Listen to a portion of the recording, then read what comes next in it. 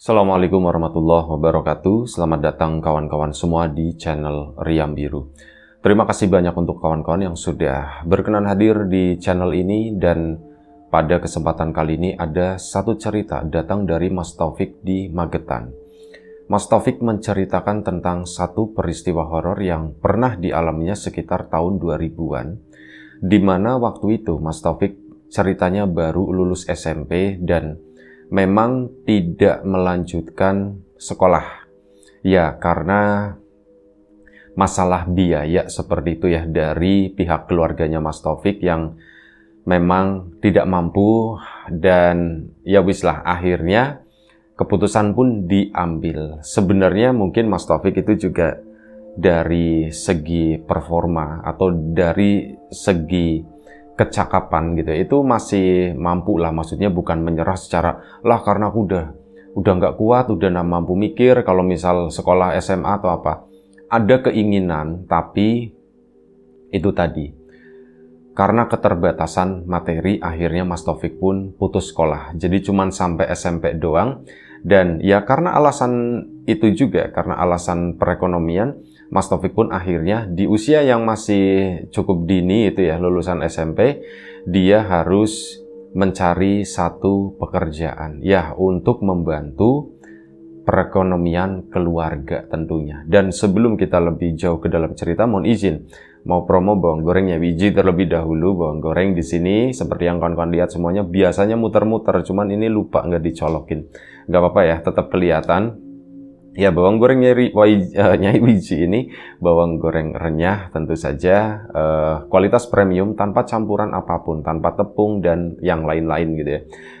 Monggo untuk kawan-kawan yang kemarin sudah sempat memesan, terima kasih banyak, ditunggu pesanannya sampai di tempat tujuan.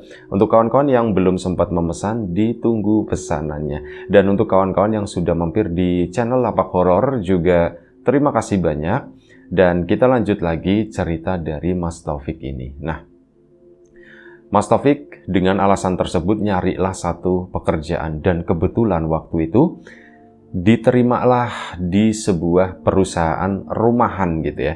Jadi ada satu majikan di situ, beda kampung lokasinya, dan bergerak itu di bidang kayak semacam barang-barang bekas. Nah, di situ tuh memang ada spesifikasinya.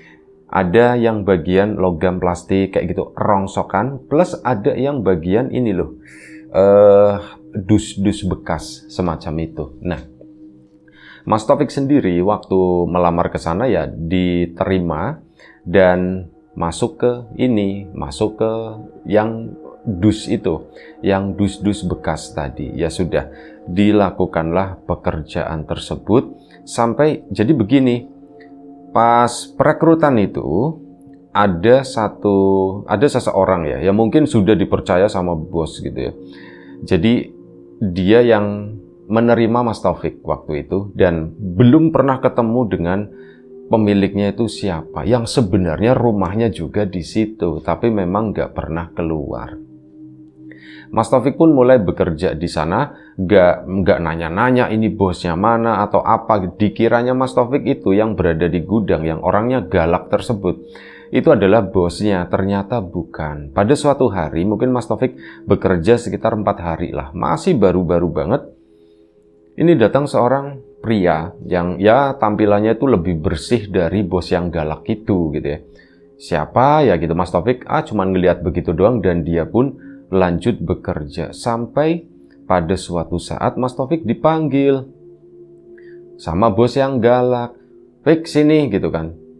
"Iya Mas, kenapa?" "Sini bentar." Akhirnya datanglah ke situ. "Iya Mas." Nah, dikenalkan sama yang ini. Ini ada namanya Pak Haji misalkan gitu ya. Jangan Pak Haji lah, ganti aja Pak Dodo gitu kan. Ini Pak Dodo. Pak Dodo itu si bos yang galak, kita kasih nama aja ya, Dirman namanya misalkan. Nah, ini si bos Dirman memperkenalkan ke ini si Pak Dodo tersebut. Nah, Pak Dodo itu adalah pemilik usaha ini. Nah, Mas Taufik itu baru ketemu gitu. Oh, salim lah di situ ya sama orang tua gitu. Pak Dodo sendiri waktu itu mungkin usianya udah sekitar 50 tahunan. Ya masih terlihat muda lah karena bersih itu tadi. "Oh iya, ini siapa? Taufik namanya." "Iya Taufik." "Ya sudah, Mas Taufik pun disuruh kerja lagi, dan mungkin di minggu kedua waktu itu, Mas Taufik pada suatu saat itu dapat panggilan dari si bos Dirman. Fik, ya kamu lagi ngerjain apa Fik? Ini lagi ngiket-ngiketin itu ya, lagi ngiket-ngiketin si dus-dus itu, dan Fik tinggalin sebentar, kata si bos Dirman. Iya, kenapa Mas? Dipanggil sama Pak Dodo, katanya begitu. Loh, dipanggil sama Pak Dodo? Iya, kamu sana Gi, ke Pak Dodo. Ya Mas Taufik nurut jalan aja, cuman kan bingung. Aku gimana ngomongnya gitu ya. Akhirnya balik lagi, udah sampai depan rumah di situ, balik lagi ke bos Dirman.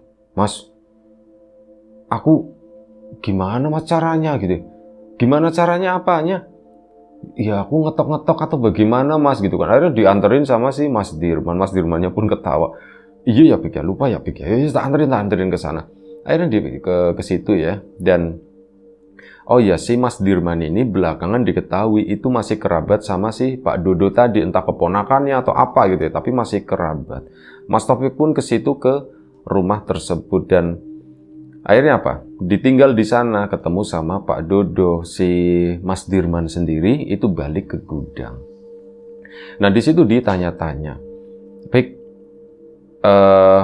kamu sekolahnya sampai mana gitu kan? Ya, Mas Taufik jawab apa adanya gitu ya. Saya cuma sampai SMP, Pak. Pak Dodo, saya cuma sampai SMP, Pak. Oh, cuma sampai SMP, kenapa nggak ngelanjutin? Kata situ ya. Pak, orang tua nggak ada biaya, ya jujur gitu kan si Mas Taufik tadi. Oh, nggak ada biaya. Tapi kamu masih mau sekolah, katanya gitu kan. Mas Taufik bingung di situ ditanya itu. Kalau misal aku sekolah, nanti yang nyari uang siapa gitu kan. Aku kan pengen bantu-bantu orang tua nyari ini. Ya akhirnya terus terang si Mas Taufik.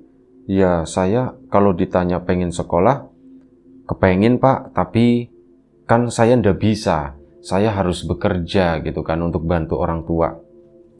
Dan akhirnya istrinya Pak Dodo pun keluar di situ senyum, ngasih minuman di sana. Kok dikasih minuman segala, Bu? Dikasih minuman segala, kata si Mas Taufiknya. Udah ndak apa-apa. Hari ini kamu santai, kata kata Pak Dodo, ngobrol-ngobrol sini sama saya, sama Ibu gitu kan. Baik Pak, ya akhirnya ngobrol di situ di ruang tamu. Cerita masalah sekolah itu tadi. Ya udah gini, Fik. Kamu kan masih kecil, di antara semuanya ini itu yang ada di gudang, kayaknya kamu paling kecil. Saya itu nggak tega, kata Pak Dodo. Ya Mas Taufik diem aja gitu kan, mendengarkan apa yang disampaikan oleh bosnya tersebut. Saya nggak tega, kamu pengen sekolah gitu ya, tapi di satu sisi ya kamu memang lagi butuh uang untuk keluargamu. Menurut kamu gimana Bu? Nah, akhirnya ngomong sama istrinya. Ya udah, si istrinya, ya udah Pak Taufik itu sekolah aja dilanjutin. Ya Mas Taufik makin deg-degan gitu. Aduh, aku sekolah artinya aku mau dikeluarin dari pekerjaan ini gara-gara aku terlalu kecil kali ya. Nah di situ akhirnya apa? Istrinya pun ngomong, istrinya Pak Dodo, udah Fik, Taufik itu nanti sekolah tak biayain, kata si itu ya. Tak biayain, terus ya kamu nanti sambil sekolah, misal pulang sekolah, kamu bisa bantu-bantu di sini. Ya pikirnya Mas Taufik kan pikiran sederhana gitu ya. Kalau misalkan aku sekolah terus bekerja di sini, artinya kan aku kerjanya cuma setengah hari ya. Nanti aku dapat uangnya berapa? Tapi hal itu nggak berani disampaikan ke para bos tersebut. Dan akhirnya apa? Si ibu itu menjelaskan, jadi begini Pi, kamu nanti sekolah tak biayain, terus nanti ya kamu bantu-bantu bekerja di sini ndak apa-apa. Nanti gampang lah untuk bayaran atau apa, nanti kita samain, katanya begitu kan. Alhamdulillah, dalam hati Mas Taufik ya cuma senyum-senyum begitu doang. Dan atau begini aja Fik, kamu tidur atau tinggal di rumah ini aja, kata si ibu itu. Mas Taufik kan kaget. Maksudnya gimana Pak Bu? Jadi begini, lihat ke suaminya gitu kan. Kita kan udah punya anak laki-laki, kata si ibu itu. Udah, kamu tak anggap anak aja di sini, bagaimana? Ya Mas Taufik kaget gitu kan dibegituin. Ah, dianggap anak. Terus nanti aku sama ibu bapak di sana gimana gitu kan? Nah, lagi-lagi Mas Taufik gak berani menyampaikan itu, yang ngomong yang lanjutin si ibunya. Seolah-olah kayak semuanya itu udah tertata begitu ya. Jadi gini, Fik, kamu nanti tinggal di sini, sekolah ya berangkat dari sini, pulangnya ke sini, terus nanti kami bilang sama orang tuamu, ya minta izin Topik tinggal di sana lah, tak anggap anak kami sendiri gitu ya. Terus nanti misalkan kamu mau pulang ke sana, ke rumah, ya orang deket tinggal pulang, bisa aja. Kayak gitu gimana, kata si ibunya. Mas Topik kan udah ditanya dan dia tuh udah harus ada jawaban gitu kan. Ya jawabannya Mas Topik waktu itu, saya nggak tahu Bu gitu kan. Saya mesti bilang sama bapak sama ibu saya dulu, katanya. Iya, nanti bilang. Gampang, nanti bilang. Kamu cerita aja dulu, enggak apa-apa. Apa yang dibilang sama kami, begini apa yang kami katakan, kamu ceritakan dulu ke bapak ibumu sana, gitu ya. Terus, ya udah, nggak usah dipikirin. Sini, makan dulu, katanya. Makan? Perasaan aku pagi udah makan. Waktu itu masih relatif lumayan cukup pagi ya, sekitar jam 9. Sini makan dulu. Ibu habis ngupas mangga, katanya begitu. Habis ngupas mangga. Aku memang orang kampung, tapi memang jarang makan mangga. Kalaupun mangga itu mangga muda, itu pun habis ngambilin dari mangganya tetangga gitu ya. Sini gitu kan. Dibawa masuk ke ruang tengah.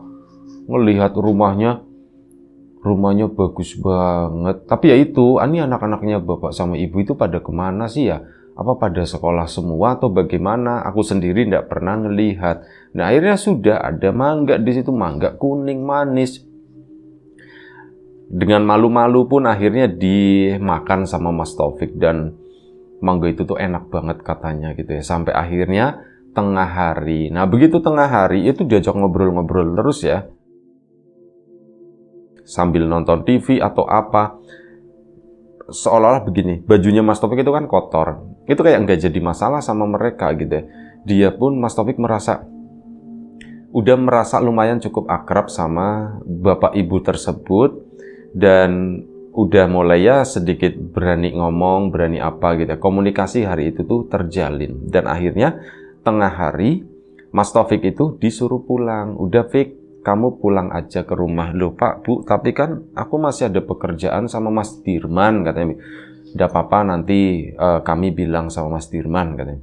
Kamu pulang ke rumah, ya kamu cerita sana sama bapak sama ibu. Dan waktu itu dikasih sangu.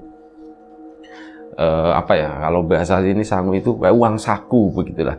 Ini buat kamu jajan sama, ya kamu punya adik berapa ya, ditanya-tanya kan sebelum ini buat jajan adik-adikmu atau apa gitu. Dikasih di awal tahun 2000-an waktu itu, dikasih 50.000, itu banyak banget gitu ya, kata Mas Taufik. Itu tuh banyak banget, dan akhirnya apa? Udah, Mas Taufik pun pulang berseri-seri senang, tapi dalam hatinya itu ada kebingungan sebenarnya. Sesampainya di rumah, ngomonglah ke orang tuanya, Pak, Bu, aku tadi begini, tapi ngomongnya itu pun sore hari. Karena Mas Taufik bingung aku ngomongnya gimana ya. Sudahlah, tak omongin aja waktu itu. Sore hari kan sekitar jam 5, bapak sama ibu juga udah mandi semua, udah bersih semua. Lagi adik-adiknya juga main di lataran di situ di depan rumah. Mas Taufik pun cerita sama bapak sama ibu, Pak, Bu, begini. Aku tadi dipanggil sama bos, katanya. Loh, kenapa dipanggil? Kenapa, Pik? Kamu punya salah atau bagaimana? Enggak, aku enggak punya salah apa-apa. Kerjaku baik, kata si Mas Taufik. Dan akhirnya diceritakan bahwa yaitu Taufik itu kayak mau dianggap anak, katanya begitu. Bapak sama ibunya, loh kok begitu ya? Enggak marah, enggak apa gitu ya. Tapi mungkin ada pertanyaan juga dalam hati, loh kok seperti itu? Gimana Pak, Bu, boleh enggak, kata si Mas Taufiknya. Ya kalau kamu diambil sama mereka ya ibu, kami enggak boleh lah. Tapi kalau misalkan kamu cuma dianggap anak seperti itu dan kamu dibiayai sekolah atau apa, ya kami enggak keberatan, kata si orang tuanya. Itu ngomong begitu, dan Mas Taufik pun kayak berada di titik tengah yang bersinar begitu ya. Bapak sama ibu merestui, dan aku itu ada kesempatan untuk melanjutkan sekolah. Dan akhirnya sudah. Mas Taufik pun, ini malam itu udah selesai ya sama orang tuanya. Nah, keesokan paginya, ini nungguin Pak Dodo sama istrinya itu manggil atau apa. Ternyata nggak dipanggil-panggil, ya sekitar jam 9 pagi baru mereka nongol. Dipanggil si Mas Taufik ke sana, ditagih gimana Fik? Ya akhirnya diceritakan bapak sama ibu boleh, dan akhirnya bener aja sore itu Pak Dodo sama istrinya itu datang ke rumahnya Mas Taufik ke sana. Ya pada tetangganya juga pada bingung ini orang siapa gitu ya. Orang dengan pakaian yang sebagus itu datang ke sebuah rumah yang relatif kecil gitu, rumahnya Mas Taufik gitu. Ini siapa? Tetangga pun pada kepo dan sebagainya. Dan kedatangannya Pak Dodo sama istrinya memang mengutarakan cerita yang sama seperti yang diceritakan oleh Mas Taufik.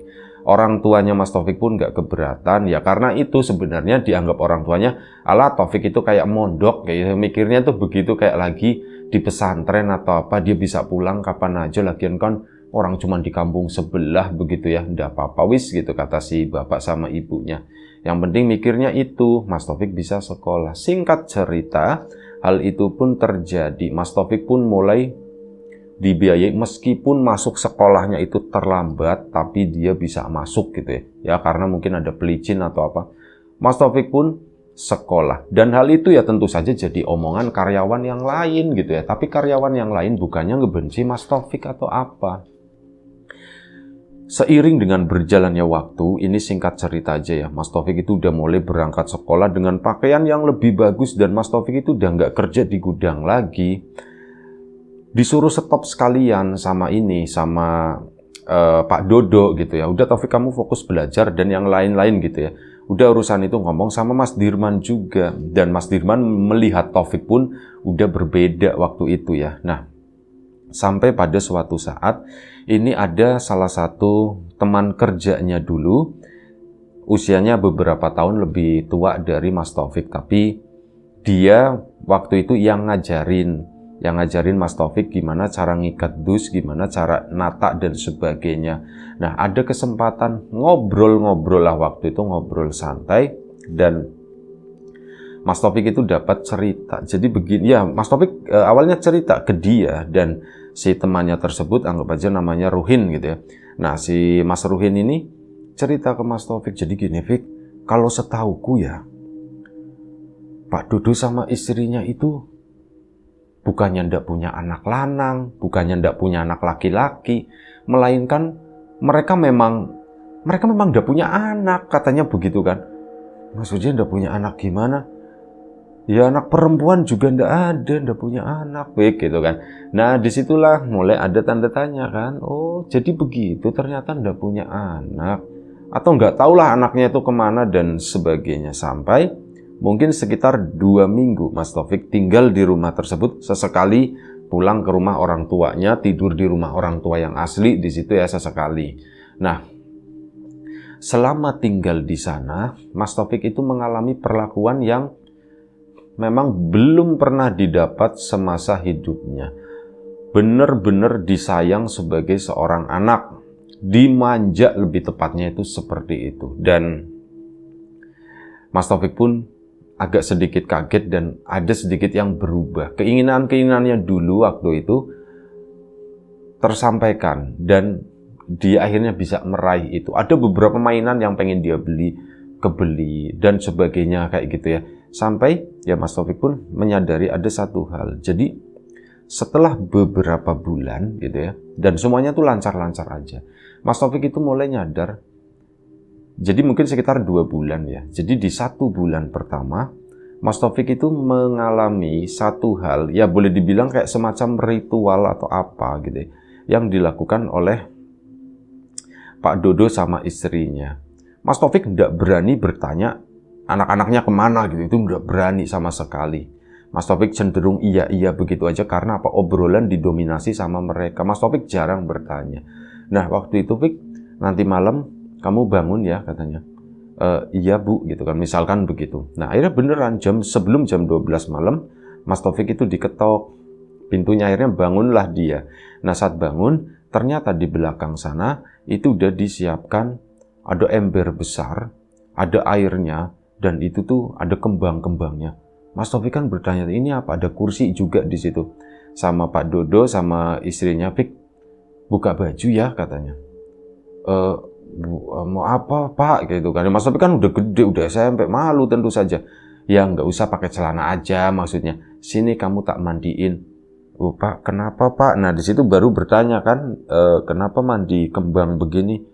Biar kamu bersih, biar kamu sehat selalu, kata si Pak Dodo itu begitu ya. Mas Taufik nurut aja, digebyur, gebyur. Sampai itu kayaknya sebulan sekali Mas Taufik itu dimandikan. Masuk bulan kedua pun sama seperti itu, dan hal itu akhirnya diceritakan ke Mas Ruhin. Aku itu begini, nah kata Mas Ruhin itu, Fik, itu aneh loh Fik, kayak gitu loh Fik loh. Kamu sampai dimandi-mandiin seperti itu tuh aneh. Nah Mas Ruhin itu cerita ke bapaknya. Kebetulan bapaknya Mas Ruhin juga ya orang bukan seorang dukun atau apa gitu ya, tapi dia itu mengerti lah, sedikit mengerti masalah-masalah seperti itu. Dengan strategi yang sangat halus yang dilakukan oleh Pak Dodo dan istrinya tersebut, merayu si Mas Taufik supaya tinggal di rumahnya, diaku sebagai anak, dan seterusnya begitu ya. Ini ada satu keanehan. Pertama, kenapa nggak Ruhin gitu kan? Ya, bapaknya pun jawab, mungkin Ruhin gak seganteng kamu, Pik. Kayaknya Mas Taufik itu, kata si bapaknya Mas Ruhin itu ganteng. Katanya begitu. Mas Taufik sendiri tidak merasa seperti itu. Dan mungkin Mas Ruhinnya, bapak gitu kan, ya nggak ganteng gini, salahnya bapak, katanya begitu. Iya yakin ya, bapak juga nggak ganteng. Nah, itu pertama. Yang kedua, kok sebegitunya gitu ya, kamu dibaik-baikin. Bener mungkin alasannya seperti itu, cuman kalau kata Ruhin, Pak Dodo sama istrinya itu memang nggak punya anak. Mungkin dulu pernah punya, mungkin, tapi nggak tahu kemana gitu kan.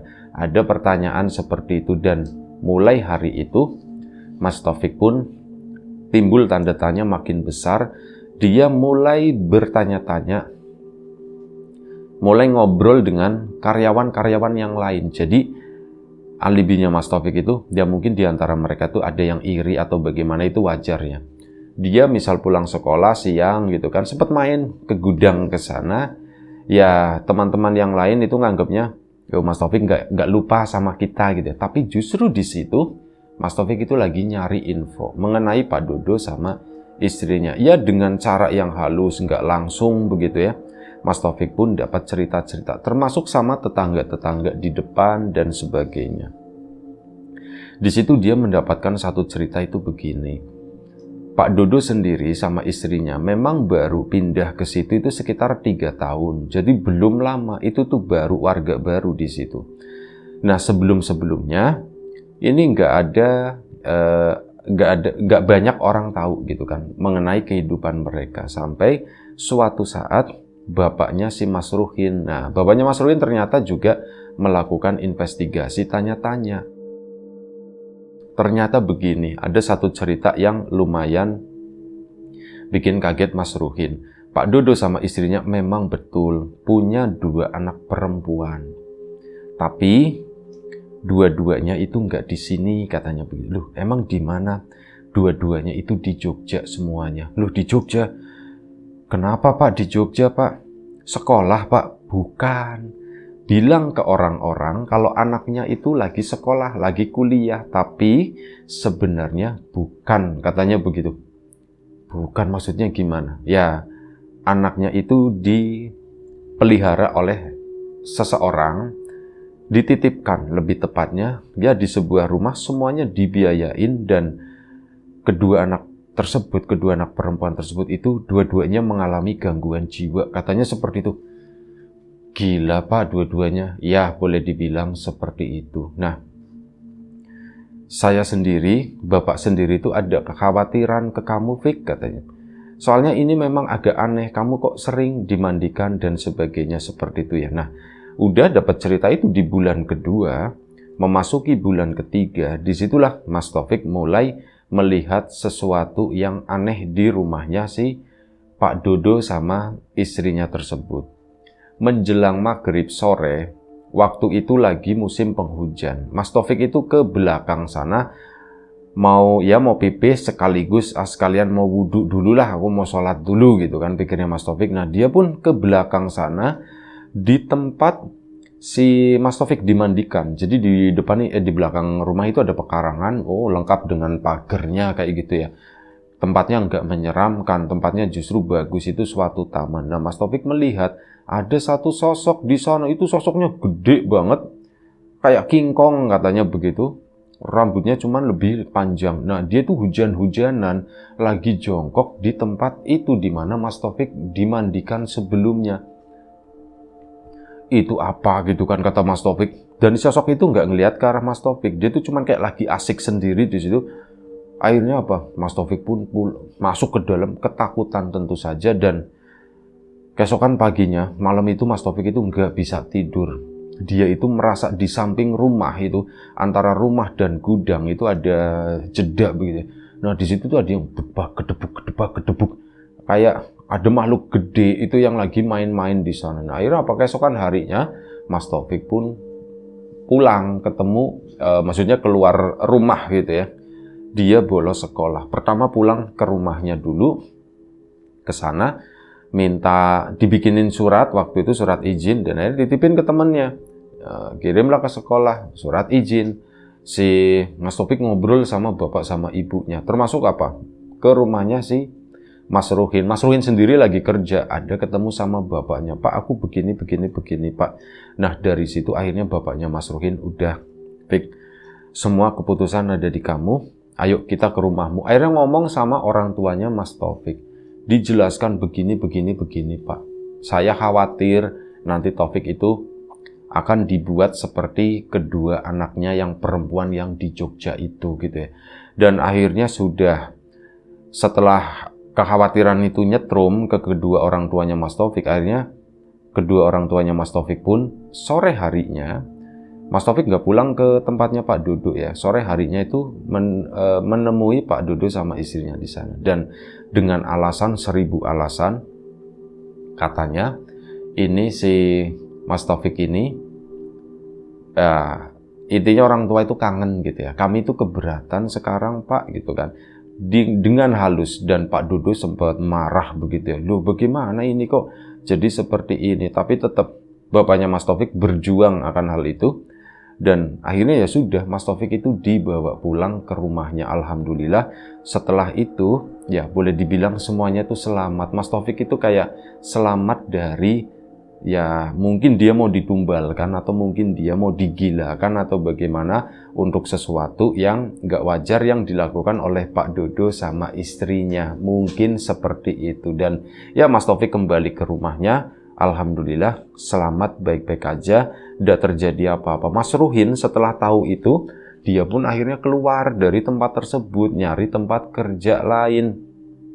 Nah ini Mas Taufik tetap lanjut sekolah, itu tadi sekolah SMA. Ya susah-susah tetap dilanjutkan. Itu aja satu cerita dari Mas Taufik di Magetan sana. Terima kasih banyak kawan-kawan di rumah juga, terima kasih banyak atas support dan dukungannya apapun itu. Kawan-kawan subscriber, kawan-kawan membership, kawan-kawan yang udah kasih support dalam bentuk super thanks ke Riam Biru, terima kasih banyak. Kawan-kawan yang udah ngasih like, udah nge-share ke yang lainnya, kawan-kawan yang udah ninggalin komentar juga terima kasih banyak. Kawan-kawan yang sudah memesan bawang gorengnya Wiji tentu saja terima kasih banyak. Yang belum memesan ditunggu pesanannya. Dan untuk kawan-kawan yang sudah mampir di channel Lapak Horor juga tak lupa terima kasih semuanya. Doa terbaik dari kami untuk kawan-kawan. Semoga selalu diberi kemudahan dalam hal apapun, termasuk kemudahan dalam hal rezeki. Yang sakit segera diberi kesembuhan, yang sehat tetap dijaga kesehatannya. Sampai jumpa di episode selanjutnya Riam Biru. Jaga kesehatan kawan-kawan semuanya. Assalamualaikum warahmatullahi wabarakatuh.